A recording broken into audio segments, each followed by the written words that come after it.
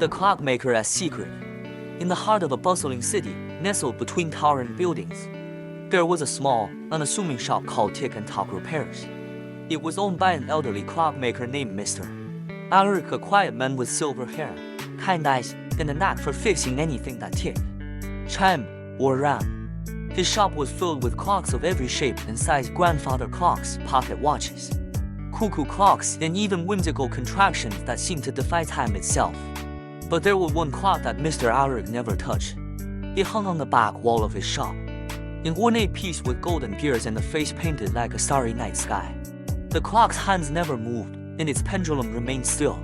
Customers often asked about it, but Mr. Alaric would only smile and say, "That one isn't ready yet." One rainy evening, a young boy named Leo stumbled into the shop. He was soaked to the bone and clutching a broken pocket watch.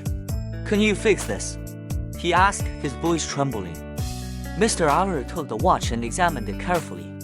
"This is a fine piece," he said. "Where did you get it?" "It was my father's," Leo replied. He passed away last year. It's all I have left of him." Mr. Alaric nodded solemnly. "I'll fix it," he said. "Come back tomorrow."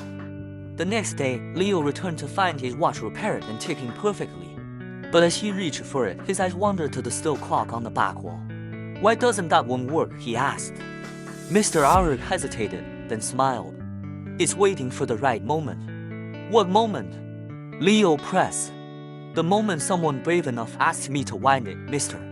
Alaric said, his eyes twinkling. Leo blinked in surprise. "Can I wind it?" Mr. Alaric studied him for a long moment, then nodded. "If you're sure." He handed Leo a small golden key. The boy approached the clock, feeling both nervous and excited. As he inserted the key and turned it, the clock began to hum softly. Its hands started to move, and the pendulum swung with a gentle rhythm. Suddenly, the shop was filled with a soft, golden light. The clocks on the walls chimed in harmony, and the air seemed to shimmer. Leo turned to Mr. Alaric, who was smiling warmly.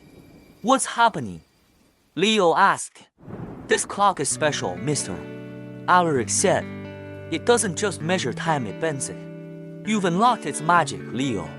Before Leo could respond, the shop seemed to dissolve around him. He found himself standing in a sunny meadow, with his father sitting under a tree nearby, laughing and waving.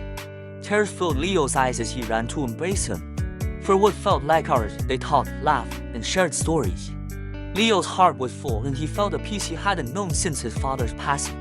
But eventually, the light began to fade, and Leo found himself back in the clockmaker's shop. "Did it work?" Mr. Alaric asked gently. Leo nodded, tears streaming down his face. "Thank you," he whispered. Mr. Alaric smiled and handed him the repaired pocket watch. "Keep this close," he said. "And remember, time is a gift. Use it wisely." From that day on, Leo visited the shop often, helping Mr. Alaric repair clocks and learning the art of timekeeping. He never forgot the magic of the golden clock and the precious moments it had given him.